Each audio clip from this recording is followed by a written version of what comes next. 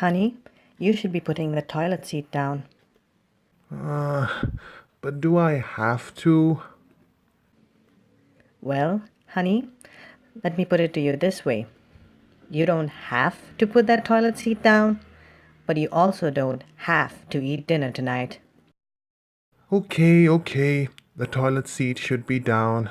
You're right. I'll do that. That, ladies and gentlemen, was an example of the ad baculum fallacy. What's a fallacy and how will it help you win arguments? Well, you'll get to learn just that in this video.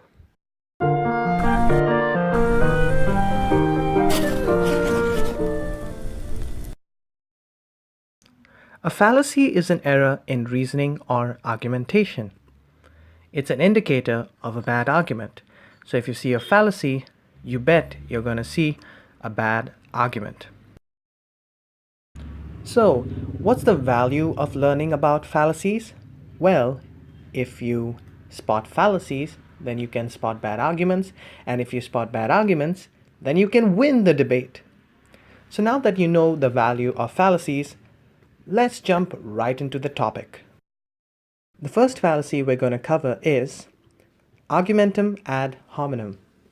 The references for this presentation are on the bottom right and the description if you want to check them out.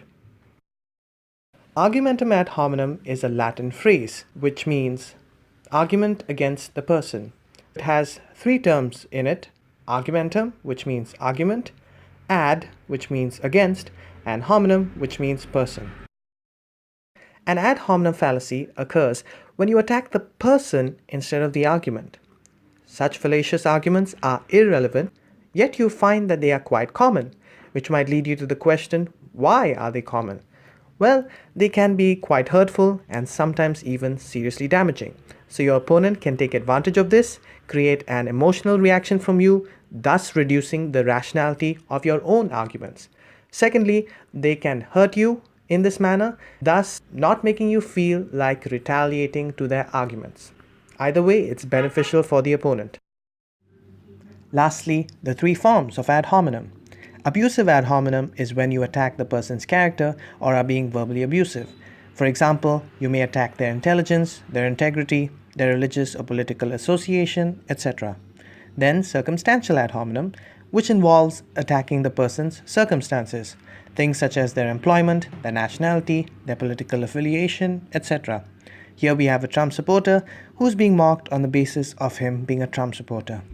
Lastly, we have the tu quo type of ad hominem, which involves using the arguer's hypocrisy against him.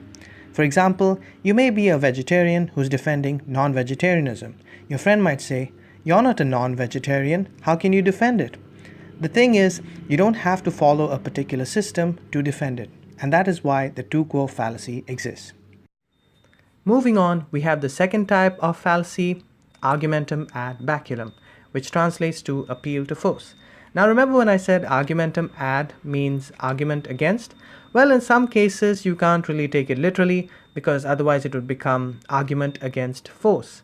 But in this case we are saying that force is used as an argument.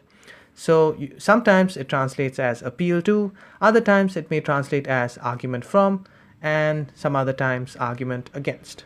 So you have to use what is appropriate. So in this case, appeal to force. So what is an ad baculum fallacy?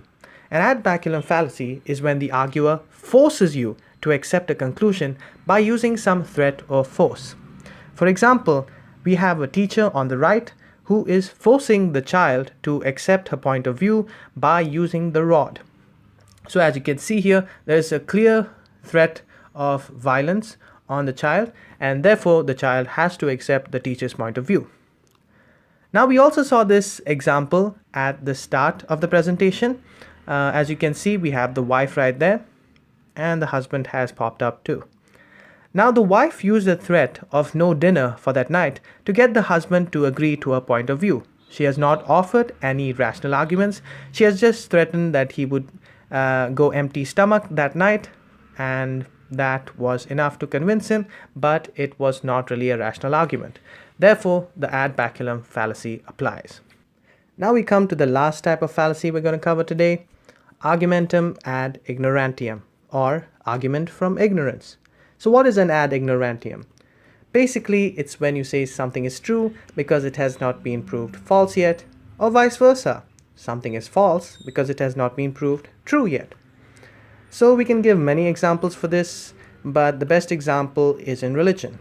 An atheist may argue that God doesn't exist because you can't prove he does, whereas a theist may argue that God exists because you can't prove he doesn't. So as you can see, you can argue for both sides using this fallacy. Now you can also have a light-hearted example, like how I have this meme right here, which says, "You can't find your second sock after doing laundry? There's only one explanation: aliens." So as you can see, you can take advantage of the ignorance of the opponent, but it doesn't mean that you are making a rational argument. Now that we've covered some fallacies, let's get to the concluding points. So fallacies are everywhere. We see people making bad arguments all the time, whether it's in real life or online. The fallacies you've learned about today are just a glimpse of all the fallacies out there. There are fallacies like ad populum, which is an appeal to the masses, wherein you try to incite the emotions of people, etc. But pointing out fallacies has its limits. You can only convince a person logically by pointing out fallacies, but emotionally, it's another thing. You'll require certain techniques for that, and I could cover that maybe in another video. Anyway, the final points I want to give y'all is: keep educating yourself, don't stop learning, don't fall for bad reasoning, it's everywhere, and keep questioning, which is the motto of philosophy.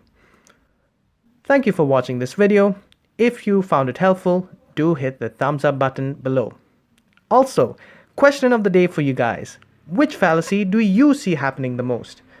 Ad hominem, ad ignorantium? Tell me in the comments. Thank you for watching this video. Bye bye, and see you in the next video.